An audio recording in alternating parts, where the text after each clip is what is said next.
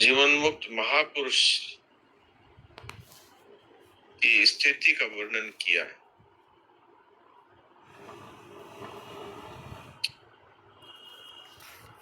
चौबीसवें श्लोक में कहते हैं कि जो मनुष्य केवल परमात्मा में सुख वाला और परमात्मा में रमण करने वाला है तथा केवल परमात्मा में ज्ञान वाला है, वो ब्रह्म में अपनी स्थिति का अनुभव करने वाला ब्रह्म रूप बना हुआ सांख्य योगी निर्वाण ब्रह्म को प्राप्त होता है।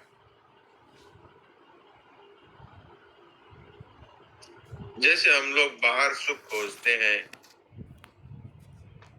वैसे जो तत्व के महापुरुष है उसके लिए असत का सर्वथा अभाव हो जाता है, इसलिए वो ब्रह्म रूप होने से हर समय एक पूर्ण आनंद में निमग्न रहता है, उसी में उनका रमण होता है।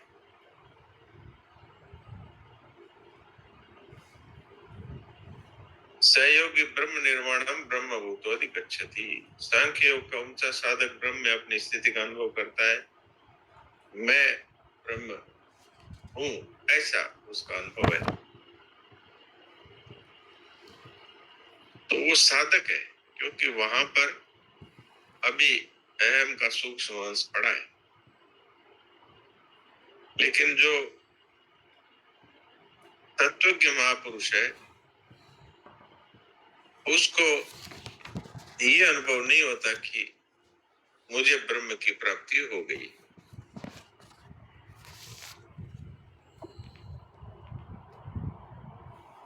सांख्यों का ऊंचा साधक ब्रह्म में अपनी स्थिति का अनुभव करता है, जो परिचिन्नता का द्योतक है। मैं स्वाधीन हूं, मैं मुक्त हूं, मैं ब्रह्म में स्थित हूं, ये अभी तक साधन की स्थिति है। लेकिन जब तत्वज्ञ महापुरुष ब्रह्मभूत अर्थात ब्रह्म के साथ विलीन हो जाता है, वहां उसकी कोई स्वतंत्र सत्ता अपनी नहीं रहती, व्यक्तित्व नहीं रहता। वही तत्व के महापुरुष है, वहां किंचन मात्र भी परिचिन्नता अथवा व्यक्तित्व का शेष नहीं रहना। इसलिए जब तक ऐसी अवस्था प्राप्त नहीं हो तब तक साधक को संतोष नहीं करना चाहिए। जो ब्रह्मभूत अर्थात ब्रह्म को प्राप्त जो महापुरुष है,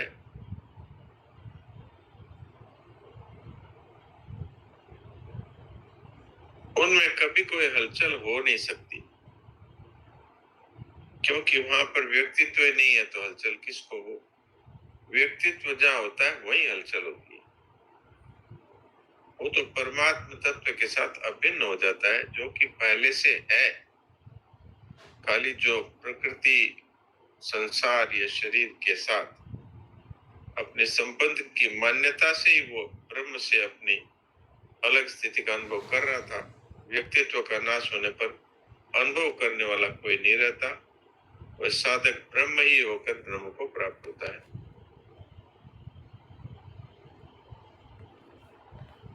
ऐसे साधक की साधना क्या रहती है, ये आगे के श्लोक में बताया। जिनका शरीर मन बुद्धि इंद्रियों सहित वश में है, जो संपूर्ण प्राणियों के हित में लगे हुए हैं, जिनके संपूर्ण संशय मिट गए हैं, जिनके संपूर्ण दोष नष्ट हो गए हैं, ऐसे विवेकी साधक निर्वाण ब्रह्म को प्राप्त होते हैं। तो ये एक प्रकार से उनकी क्या स्थिति है इस बारे में बता रहे। उच्च कोटि के साधकों की बात है। यथात्मान है अर्थात उनके शरीर इंद्रिया मन बुद्धि वश में करने नहीं पड़ते, परंतु स्वाभाविक ही वश में हो जाते हैं। क्यों? कि उनकी मान्यता में असत का सर्वथा अभाव ही होता है।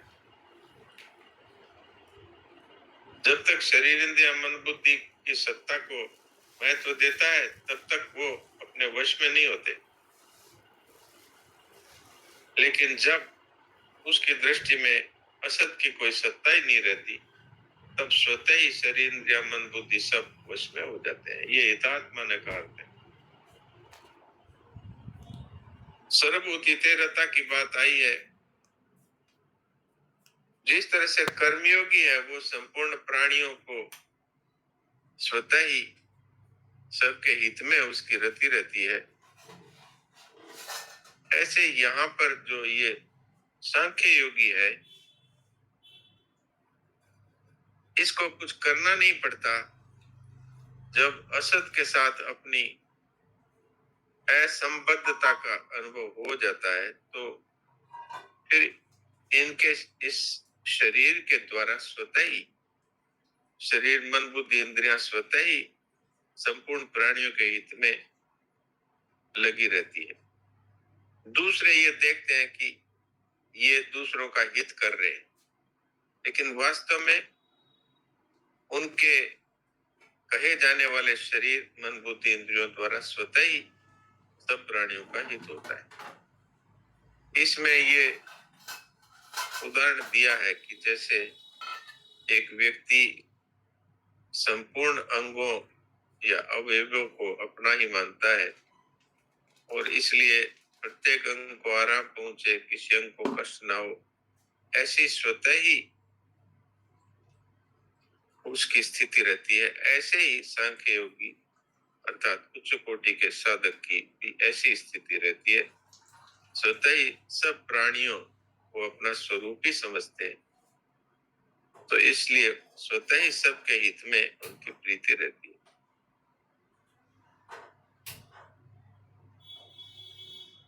ऐसे ही उच्च कोटि के साधकों को ऋषि कहा है। यहाँ पर ज्ञान अर्थात विवेक को महत्व देने वाले ऋषि कहलाते हैं। काल में ऋषियों ने गृहस्थ में रहते हुए परमात्मा तत्व को प्राप्त किया था। इस श्लोक में भी संसारिक व्यवहार करते हुए विवेक पूर्वक परमात्मा तत्व की प्राप्ति के लिए साधन करने वाले साधकों का वर्णन है। ये साधक भी विवेक को महत्व देने के कारण ऋषि ही कहलाते हैं और अंत में उनको निर्वाण ब्रह्म की प्राप्ति हो जाती है। वास्तव में तो ब्रह्म सभी को सर्वदा प्राप्त है, परंतु परिवर्तनशील शरीर संसार के साथ एकता मान लेने से ब्रह्म से विमुखता हुई थी। जब असत से सर्वथा संबंध विच्छेद हो जाता है तब संपूर्ण संशयों का विकारों का नाश होकर सर्वत्र एक परिपूर्ण ब्रह्म का अनुभव होता है और उस अनुभव में अनुभव करने वाला कोई नहीं रहता, ब्रह्म को ही ब्रह्म का अनुभव होता है। जैसे इसमें उदाहरण दिया है कि जैसे लहरें समुद्र में लीन हो जाती है, ऐसे ही सांख्य योगी निर्वाण ब्रह्म में लीन हो जाता है। जैसे जल तत्व में समुद्र और लहर ये दो चीज नहीं है, जल ही है, ऐसे निर्वाण ब्रह्म में आत्मा और परमात्मा ये दो भेद नहीं रहते। महाराज जी ने इसमें एक बात विशेषता से ये भी कही है कि लोगों की दृष्टि में ज्ञान योगी दूसरों का हित करता हुआ दिखता है, पर वास्तव में दूसरों का हित करता नहीं, क्योंकि वहां पर कोई व्यक्ति रहता नहीं, इसलिए भगवान की शक्ति के द्वारा स्वतः स्वाभाविक दूसरों का हित होता है। अब 26वां श्लोक है जिसमें ये बात बताई है। निर्वाण ब्रह्म की प्राप्ति होने पर उस तत्वज्ञ जीवन महापुरुष का अनुभव क्या है वो बताया। काम क्रोध से सर्वथा रहित जीते हुए मन बुद्धि इंद्रियों वाले स्वरूप का साक्षात्कार किए हुए सांख्य योगी अथवा तत्वज्ञ महापुरुषों की हर समय ही निर्वाण ब्रह्म में ही स्थिति रहती है, चाहे उनका शरीर रहे अथवा छूट जाए। मूल बात इसमें इतनी है कि जब तक व्यक्तित्व रहता है लेकिन उद्देश्य रहता है दृढ़ कि मुझे तो परमात्मा तत्व की ही प्राप्ति करनी है, तब तक उसको साधक कहा जाता है। और जब व्यक्तित्व का सर्वथा नाश हो जाता है तब उसी को ब्रह्मज्ञ तत्वज्ञ अथवा महापुरुष कहते हैं। शरीर के रहते हुए अथवा शरीर छूटने के बाद नित्य निरंतर वे महापुरुष शांत ब्रह्म में ही विलीन हो जाते हैं, अर्थात उसी में स्थित रहते हैं। जैसे भिन्न भिन्न क्रियाओं को करते हुए साधारण मनुष्य में शरीर हूं ऐसी मान्यता रखते हैं, लेकिन उन महापुरुषों की स्थिति निरंतर ब्रह्म में रहती है। उनकी स्वाभाविक स्थिति में थोड़ा भी अंतर नहीं आता, क्योंकि वास्तव में उनका व्यक्तित्व समाप्त हो गया। इसलिए जिस विभाग में क्रियाएं होती है उस विभाग यानी असत विभाग से उनका कोई न तो संबंध कभी था, न है, न रहता है। तो ये उच्च कोटि के विवेकी साधकों की बात हुई, और जो तत्वज्ञ महापुरुष हैं उनकी बात इन तीनों श्लोकों में। नारायण नारायण। अब किसी को कोई बात बतानी हो अथवा कुछ आपस में विचार विनिमय करना हो तो करें।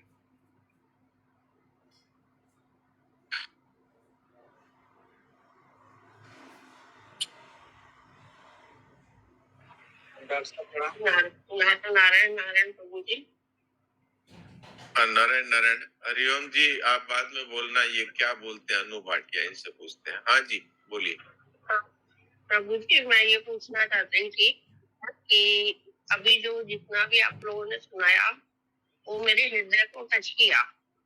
हृदय को टच करने के बाद मेरा जो क्वेश्चन तो नहीं कहूंगी, क्योंकि परमात्मा स्वयं बोलते हैं और वही बुलवाते हैं। आपसे भी आप लोग जो बोल रहे हैं वो परमात्मा की शक्ति से ही बोल रहे हैं।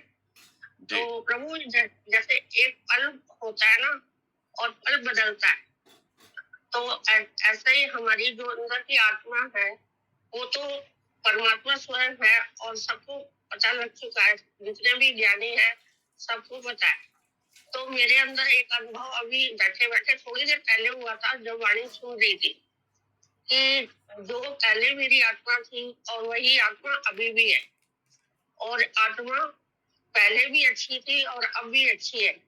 क्योंकि यदि हमें ज्ञान मिल रहा है और ज्ञान का अनुभव हो रहा है, अब सत्संग सुनते सुनते मैंने जितने भी कार्य किए, चाहे हाथ से भोजन खाया, कानों में लीड लगी हुई थी, ये तो शरीर है, शरीर के द्वारा ही। अनु भाटिया जी, आप थोड़ा सार गर्भित बात को, तो इतनी लंबी बात होने से फिर दूसरे रह जाएंगे। तो थोड़ा आपको जो पूछना है ना सार गर्भित पूछ लो, इतना अनुभव नहीं बताना है। डॉक्टर साहब से क्या पूछना है वो बता दो आप, ताकि दूसरों को भी फिर मौका मिल जाए। टाइम कम रहता है ना अपने। हाँ जी, हाँ जी जी प्रभु। नारायण नारायण। बस जो मेरे मन का भाव था वो मैंने बता दिया। नहीं, भाव बता दिया, अच्छी बात है, बताना चाहिए। बाकी वो बात कोई शंका रह गई और कोई बात पूछनी है तो पूछ लो। बढ़िया बात आपने बताई, अच्छी बात है। तो इसलिए लंबी बात थोड़ा सा, क्योंकि समय की थोड़ी अपने सभी को दिक्कत रहती है ना, इसलिए आपको बोला माफ करना। नहीं प्रभु, वो नहीं बोल रही, मैंने इसीलिए बोला कि क्षण क्षण जब बदलता है उसी के ऊपर मैं बता रही थी प्रभु। कोई बात नहीं। नारायण नारायण। और बाकियों को भी मौका मिलना चाहिए प्रभु जी। हरिओम जी बोलिए। हरिओम। हरिओम जी अब बोलिए। प्रणाम डॉक्टर साहब, सबको प्रणाम। प्रणाम प्रणाम। डॉक्टर साहब, 24वां श्लोक और 25वां श्लोक निवृत्ति परायण और प्रवृत्ति परायण पूर्वक की बात कही गई है। जी जी। तो के बारे में तो दूसरे अध्याय के 11 से 30 तक की जो बातें भगवान ने बताई है, हाँ, उसी प्रकार से सिद्ध करते हुए इन तीनों अध्याय में चल रहे हैं। 3 में कुछ, 4 में ज्यादा, 5 में परिशिष्ट सहित लेके चले। मेरी जिज्ञासा एक बात की है, ये जो 25वां श्लोक है प्रवृत्ति पूर्वक, हाँ जी, थोड़ा सा खटक रहा था कि जीवन मुक्त सांच योगी महापुरुष में प्रवृत्ति तो हो ही नहीं सकती, क्योंकि वो प्रकृति से संबद्ध है ही नहीं, असंगता है जी। तो स्वामी जी ने परिशिष्ट भाव में एक ही लाइन में उस बात को क्लियर कर दिए कि सर्वभूत हिते रहता हुए दिखता है लोगों को, इसलिए प्रवृत्ति की बात है, अन्यथा ये भी निवृत्ति ही है। तो क्या किसी भी समय उनकी प्रवृत्ति सर्वभूत हिते रहता की होती है आपके अनुभव के अनुसार?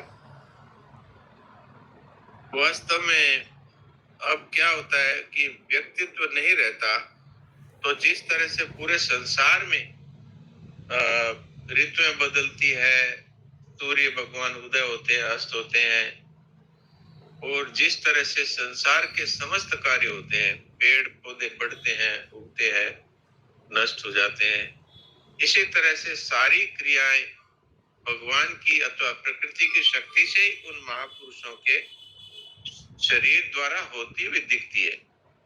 और वैसे ही वो उनके मन के द्वारा, बुद्धि के द्वारा जो कुछ भी हो रहा है वो सब का सब भगवान के प्रकृति शक्ति के द्वारा ही होता हुआ दिखता है। और प्रकृति के द्वारा जो कुछ होता है अथवा भगवान के द्वारा जो कुछ होता है उसमें कभी कोई दोष रह ही नहीं सकता, वो शास्त्र के अनुसार सत्य ही होता है। तो इसलिए वास्तव में उनके द्वारा कुछ नहीं किया जाता। हाँ, ये बात जरूर है, मान लो मैंने प्रश्न किया किसी महापुरुष से या स्वामी जी महाराज से ही मान लो, तो उसका उत्तर वैसा ही आएगा जो शास्त्र के अनुसार है। लेकिन वो महापुरुष है, उनमें इतनी शक्ति आ जाती है क्योंकि वह व्यक्तित्व नहीं रहता कि वो आपके अगर क्वेश्चन में वो बात नहीं आई है जो आप वास्तव में पूछना चाहते हैं तो उसका भी उत्तर दे देते हैं।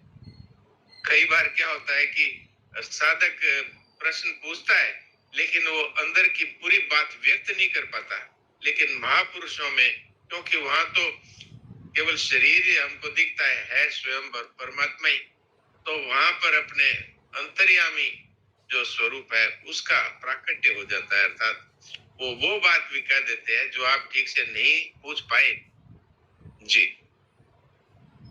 हाँ जी, बिल्कुल डॉक्टर साहब। स्वामी जी महाराज की वाणी में आता है कि प्रश्न करता और वक्ता दोनों व्यष्टि भाव भी तो दिखते हैं दो जगह बैठे हुए अलग अलग, लेकिन उनके अंतःकरण, उनके हृदय में बैठे हुए परमात्मा दोनों के भाव को गहराई से समझ करके वक्ता के द्वारा उत्तर दिला देते हैं। ये बात वाणी में भी आई है। जी बिल्कुल यही बात है। एक प्रश्न हमारा है, हाँ एक प्रश्न हमारा है, पृष्ठ संख्या 404, बाईं तरफ से नीचे वाला पैराग्राफ जो है वही, साधन करने वाले को यह अनुभव होता है, इसमें 3 बातें हैं। इन 3 बातों में अहंकार को पुष्ट करने के भाव से नहीं है, साधक को थोड़ी सी राहत या उत्सुकता या लगन बढ़ाने के लिए, अभिलाषा बढ़ाने के लिए, इसका क्या मतलब है तीनों बातों का? थोड़ा सा स्वामी जी के अनुभव से आप बताएं। ये तो वास्तव में जो साधकों की जो एक लक्ष्य तो हो गया, लेकिन पहले के संस्कारवश और उसमें ममता, कामना और इत्यादि का संस्कार, भोगों की भोगने की आसक्ति इत्यादि रहती है। तो अब उनका लक्ष्य तो एक हो गया, लेकिन वो जो संस्कार है वो कभी कभी उसके अंदर एक हलचल पैदा कर देते हैं। तो साधकों की दृष्टि से ये बातें कही गई है कि साधन करने वालों को अनुभव होता है कि पहले काम क्रोध आदि दोष जितना जल्दी आते थे उतना अब जल्दी नहीं आते, पहले जितनी तेजी से आते थे, भवका होता था, उतना अब नहीं होता, और पहले जितने देर ठहरते थे उतने देर अब नहीं ठहरते। इससे क्या है, साधक को एक बड़ा उत्साह मिलता है कि जो चीज कम हो रही है वो सदा ही नष्ट होने वाली होती है। और अब इससे भी और गहरी बात आगे 1 2 3 करके लिखी है, महाराज जी ने लिखवाई है कि साधन करने से भोगा शक्ति तो मिटती चली गई और पूर्ण अवस्था अभी तक प्राप्त नहीं हुई। ये पहली बात है। और दूसरी बात है, अंतःकरण शुद्ध होने से थोड़े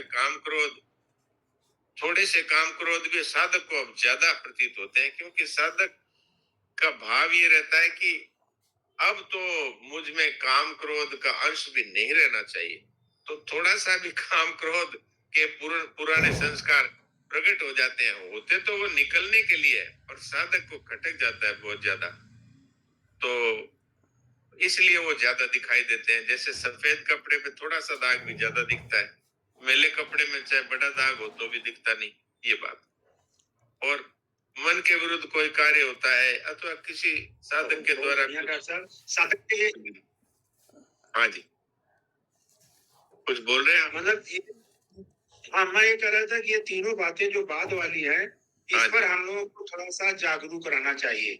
हाँ बिल्कुल, क्योंकि तो स्वामी जी महाराज कहते हैं जी। हाँ जी बोले। हाँ बोलिए। हाँ, मैं कह रहा था स्वामी जी महाराज कहते हैं कि अगर कोई परमात्मा के रास्ते चल रहा है और उसके विरुद्ध कोई बात घर में हो गई, तो अगर उसको क्रोध आ गया तो उसको अभी राग है, और अगर रोना आ गया तो वो अपने साधन में भक्ति की तरफ जा रहा है। तो ये बात इससे पकड़ में आ रही कि हम लोगों को बहुत चौकन्ना रहना चाहिए कि ऐसी भूल ना हो। जी हाँ, ये साधकों की स्थिति बताई है और इसके अंदर साधक निराश नहीं हो जाए, इसलिए महाराज जी ने इसमें एक प्रकार से सांत्वना दी है कि अगर जोर से क्रोध आ भी गया तो वो कारण ये है कि धीरे धीरे वो क्रोध संग्रह हो रहा था और वो आ गया, अब वो वास्तव में निकल गया। इसलिए साधक को ये नहीं सोचना चाहिए कि ओहो मेरी तो अभी भी बहुत ही मलिन स्थिति है, ऐसा नहीं सोचना चाहिए। ऐसा सोचना चाहिए कि पहले से कम हुआ है ना, हाँ कम हुआ है, तो ये सिद्धांत है जो कम होता है वो मिट जाता है। तो इसलिए हमारा रास्ता बिल्कुल ठीक है। फिर क्या है कि कभी कभी वृत्तियां बहुत अच्छी हो जाती है तो साधक को लगता है कि अब मैं तो पूर्ण हो गया, और वास्तव में जब तक मैं पूर्ण हो गया इस तरह कोई पूर्णता अवस्था का अनुभव करने वाला है तब तक पूर्ण अवस्था नहीं हुई। इसलिए महाराज जी हमेशा ही कहते थे कि अपने आप को कभी सिद्ध मानो ही मत, ये संतोष कभी करो ही मत, आगे ही बढ़ते जाओ, क्योंकि ऊंचाई है ना वो उसके लिए कोई लिमिट नहीं है कि इतना ऊंचा हो गया तो अब हो गया सबसे ऊंचा। इसलिए हमेशा अपने आप को साधक ही समझे। और फिर महाराज जी एक बात और भी जोड़ते थे कि खुद पूर्णावस्था का अनुभव नहीं करना है, लेकिन अगर पूर्णावस्था का अनुभव ऐसा हो जाए कि स्वतः ही वो जो एक प्रकार से भोजन करते करते और तृप्ति हो ही गई, तृप्ति का अनुभव अपने आप ही हो गया, तो फिर क्या है कि वो साधक वो सिद्ध हो जाता है और फिर उसमें ये भाव रहता ही नहीं कि ये मुझे पूर्णावस्था प्राप्त हुई है। उसमें यही भाव रहता है कि ये तो पहले से ही स्थिति थी और भूल से ही मैंने अपनी स्थिति असत के साथ मान ली, इसलिए मुझे भ्रम हो गया था, अब वो भ्रम मिट गया। इसीलिए नष्टो मोह स्मृति लब्धा ये कहा, मुझे याद आ गई कि मैं तो वही साक्षात आपका ही स्वरूप हूँ, पूर्ण ब्रह्म की मेरे में जो वास्तविकता है उसको मैं भूल गया था। तो ये बात कही है। तो ये आपने बहुत अच्छा प्रश्न किया। तो साधकों के लिए ये बहुत ही सांत्वना मिलने वाली ये बातें। जी प्रणाम डॉक्टर साहब। ये तो फिर ये तो साधन अवस्था में तो एक उत्सुकता रहती है, मतलब बड़ी खुशी होती है, अरे मेरे साथ ये बहुत अच्छी चीज हुई, मेरे को ये थोड़ी उपलब्धि प्राप्त हुई है। तो सिद्ध अवस्था जब होती है तो मेरे को लगता है कि वहाँ शायद वो उत्सुकता खत्म हो जाती, कुछ भी नहीं रहता, शांत। ये यहाँ पर कोई उत्सुकता वाला व्यक्ति नहीं रहता ना, वह तो ब्रह्म में सर्वदा पूर्णता रहती है, वहाँ पहले कभी अभाव था ही नहीं। साधन अवस्था में तो उसको लगता है कि पहले इतने काम क्रोध आते थे आजकल नहीं आते, पहले इतनी हलचल रहती थी आजकल नहीं रहती। ये साधन की अच्छी अवस्था है। लेकिन जब सिद्ध अवस्था हो जाती है तो वहां तो पहले था और अब मिटा, ऐसी बात नहीं आती। पहले भी असत का अभाव ही था, मेरी मान्यता से ही असत दिखता था, ये भाव हो जाता है। जी तो लास्ट में तो यही होता है कि मतलब कुछ नयापन नहीं है, कुछ नहीं है, बिल्कुल एकदम नॉर्मल होता है, फिर यही बात होती है। ये बात तो है। इस वाक्य से समझ लीजिए कि शरणानंद जी महाराज से किसी ने पूछा था कि ब्रह्म की प्राप्ति किसको होती है, तो उन्होंने कहा ब्रह्म को ही होती है। अब इसमें आप सारी बात समझ लीजिए। सही बात है जी। राम राम महाराज। राम राम जी। हाँ पहले सुनील जी बोलिए, फिर अमृतलाल जी बोलिए। हाँ जी सुनील जी बोलिए। महाराज जी, ये काम का जो वेग उठता है, वो प्रबल वेग जब उठ जाता है तो उसको रोकने में जीव कितना स्वतंत्र है? उसमें रोकने में जीव वास्तव में स्वतंत्र है। वो अपने आप को मान लेता है कि मेरे से ये रुकेगा नहीं। वास्तव में तो प्राणी मात्र है, इसमें मनुष्य है, इसी में ये शक्ति है, इसमें ये स्वाधीनता है कि वो अपने वास्तविक स्वरूप की प्राप्ति कर सकता है। तो इसको काम क्रोध के वेग को रोकने का उपाय भगवान ने बताया है कि सांस्थितिक सस्व, उसको सहन कर लो। और उसके अनुसार कार्य मत करो। जैसे मान लीजिए कि बहुत तेज भोग भोगने की इच्छा हो गई, तो इच्छा तो हो गई, लेकिन अब भगवान के वचन याद रखें कि आगमा पाइनो अनित्या तितिक्षस्व, ये आने जाने वाले हैं, इसलिए मुझे इसके अनुसार कार्य नहीं करना है, तो बस वो अपने आप नष्ट हो जाएगा। यही उपाय जी। प्रणाम महाराज। प्रणाम। अब बोलिए जी अमृतलाल जी। राम राम जी। ऐसा है जी, पहले बचपन से लेकर काफी साल तक मैं कृष्ण भगवान को मतलब गलत समझता था। अच्छा, गलत का मतलब ये था जी, मैं गलत ये समझता था भाई दोनों की लड़ाई करवाई दोनों भाइयों की, तो ये अच्छा नहीं है, क्योंकि हमारे बुजुर्ग बीच की लड़ाई होती है ना, वो बीच में पड़कर लड़ाई खत्म करवाया करते थे। मेरे मन में बात बैठ गई, तो मैं काफी सालों तक मैं जूता करता। भगवान तो समझता था मैं, लेकिन उनकी बड़ाई अपने मुंह से नहीं की। लेकिन मतलब ये सुरेश जी, अजय जी से मिलने के साथ जी, इन्होंने कभी कहा भी था इसका नाम ले, फलाना के लिए कुछ कर, लेकिन की मतलब देख करके अपनी भावना ऐसी होगी। अब मैं कृष्ण की मतलब बातें करता रहता, भगवान की पूजा पाठ करता हूँ मैं, कृष्ण भगवान की। बच्चे भी कहने लगते हैं आप तो पहले कृष्ण का नाम नहीं लिया करते थे, और आप भगवान में कृष्ण भगवान में लीन हो गए। मतलब ये पूछता रहा था भाई, मतलब कृष्ण भगवान के बारे में। पहले मेरे में ऐसी मन में थी, काफी मतलब वो थी, उनकी गलती है ये बात थी। मतलब लड़ाई बंद करा सकते थे, ये लड़ाई नहीं होने देते थे। ये तुलसीदास जी महाराज ने कहा है कि ये सत्संग का बड़ा विचित्र प्रभाव है कि ये कौवा भी हंस बन जाता है। सत सुधरई सत्संगति पाई, पारस परस कुधातु सुपाई। आपको सत्संग मिल गया सुरेश जी, अजय जी, इनका, इसी से आप में ये जो लोहा थे वो सोना हो गए। ये तो सत्संग का प्रभाव है ही प्रत्यक्ष। जी धन्यवाद। इन्होंने कभी नहीं कहा मैं तो पूजा पाठ को इस भगवान का नाम ले और ले, ये बढ़िया फलाना दिख रहा, कुछ नहीं कहा कभी भी। उनका सत्संग ही मेरा मतलब ऐसा मन में आ गया जी, मैं भगवान का नाम तो मैं से लेता था, मैं बचपन से ही। ये सत्संग का प्रत्यक्ष प्रमाण है, आपने बताया, इसके लिए बहुत बहुत धन्यवाद। अच्छा, और किसी का कोई प्रश्न हो तो भाई बोल दें। और किसी को कोई बात पूछनी हो या कोई रेडी हो तो समय हो रहा था।